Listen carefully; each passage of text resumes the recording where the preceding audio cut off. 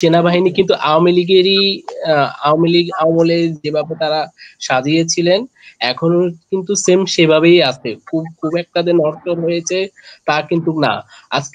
আজকে সামরিক বাহিনীকে নামানোর কি প্রয়োজনীয়তা ছিল?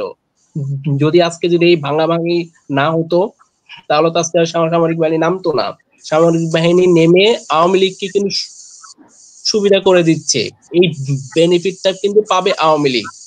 অন্যান্য দলগুলোর জন্য এই কাজ এই জায়গাটা খুবই খারাপ হবে এবং বিশেষ করে এই সরকারের জন্য খারাপ হবে।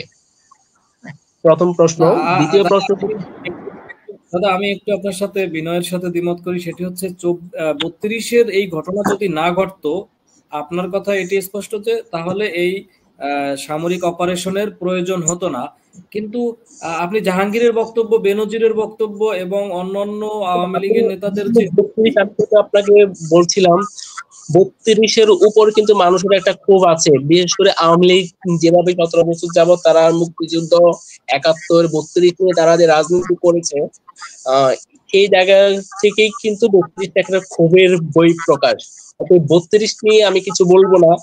32কে আমি ভাঙাকে সাপোর্ট করি বা করি না এ নিয়ে আমি কোনো মন্তব্য করতে চাই না। কিন্তু পরবর্তীতে যে মানুষের বাড়িঘর ভাঙা, বিশেষ করে আওয়ামী লীগের নেতৃবৃন্দ, এটার খুব একটা যে প্রয়োজন ছিল তা কিন্তু না। তাদেরকে কিন্তু তারা যে অন্যায়গুলো করেছে 17 বছরে এর জন্য কিন্তু তাদেরকে আইনের আওতায় আনা যেত। বিচারটা কিন্তু ওইখানেই হয়ে যায়। এতে করে কি হলো, এখন সামরিক বাহিনী নেমে গেল, এতে করে আওয়ামী লীগ আরো বেশি সুবিধা পাবে। আমার বিষয়টা বুঝছেন নিশ্চয়ই? জি জি, আপনার যে দ্বিতীয় যে প্রশ্নটা ছিল, হ্যাঁ দ্বিতীয় যে প্রশ্ন, দেখুন আমরা তো বিগত সরকারগুলোই দেখেছি, যখন একটি সরকারি দল ক্ষমতায় থাকে তারা বিভিন্ন অকারেন্স করে দেশ থেকে পালিয়ে যায়।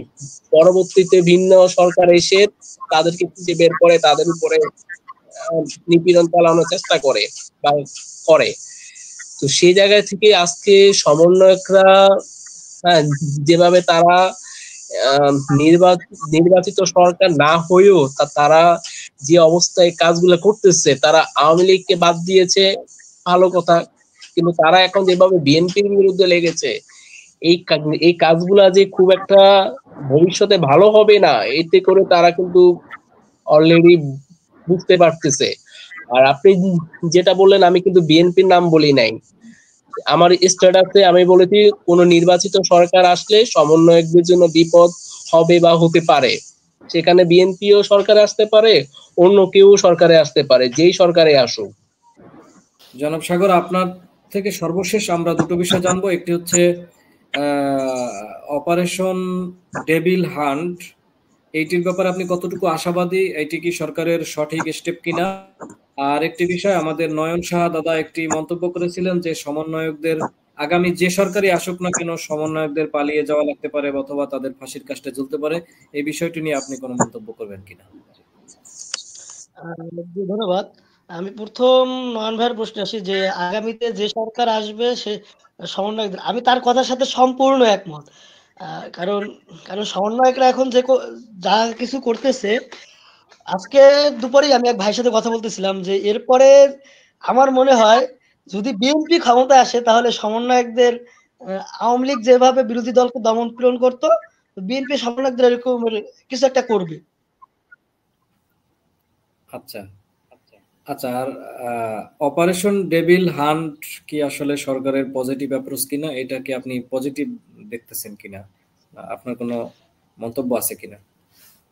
অপারেশন ডেভিল হান্ট আমি দেখতে পাচ্ছি যে বিকেলে তখন তারা ঘোষণা করলো, আবু বাকের মজুমদারের আইডিতে পোস্ট আমি দেখলাম যে অপারেশন ডেভিল হান্ট ঘোষণা করেছে স্বরাষ্ট্র উপদেষ্টা। তো এরপরে বিকেলে একজনকে ধরার পরও সন্ধ্যায় আওয়ামী সন্ত্রাসীরা সমন্বয়কদের উপরে গুলি চালায়। এবং আমি মনে করি যে তাদের এই যে যে পদক্ষেপটা, এটা একটা যৌক্তিক পদক্ষেপ, কিন্তু ডেভিড হান্ট নাম দিয়ে অপারেশন আওয়ামী লীগ হান্ট দেওয়া উচিত ছিল, যে আওয়ামী লীগকে ধইরা এরপরে মানে চিরুনি অভিযান, যেমন 13-14 সালে আওয়ামী লীগ যেভাবে বিএনপি জামাতের লোকজনরা চিরুনি অভিযান দিয়ে ধইরা জেলে ভরছে, মারছে, গুম করছে, খুন করছে, এইভাবে এই আওয়ামী লীগের আওয়ামী লীগ, ছাত্রলীগ, যুবলীগ যারা আছে এদেরকে চিরুনি অভিযান দিয়ে ধরে এদের বিচারের আওতায় আনা। আমি এটা সরকারের সাথে একমত, কিন্তু আমাদের যে স্বরাষ্ট্র উপদেষ্টা, মেরুদণ্ডহীন একজন উপদেষ্টা, তিনি যে আমাদেরকে সান্ত্বনা দেওয়ার জন্য অপারেশন ডেভিল হ্যান্ড করতেছেন কিনা এটা আমরা আজকে রাত যাওয়ার পরে বুঝবো যে এই কার্যকর কতটা কতটা হয়েছে, যে বাস্তবায়ন হয়েছে। এটা আজকে যদি রাত যায় তখন আমরা বুঝতে পারবো। এবং কিন্তু আমি তার পদক্ষেপটা জানাই আর কি। তো এই রাত গেলে বাস্তবায়নটা বুঝতে পারবো যে এই মেরুদণ্ডহীন উপদেষ্টার কাজগুলো কতটুকু সঠিক, তিনি তার মেরুদণ্ড ফিরে পেয়েছে কিনা।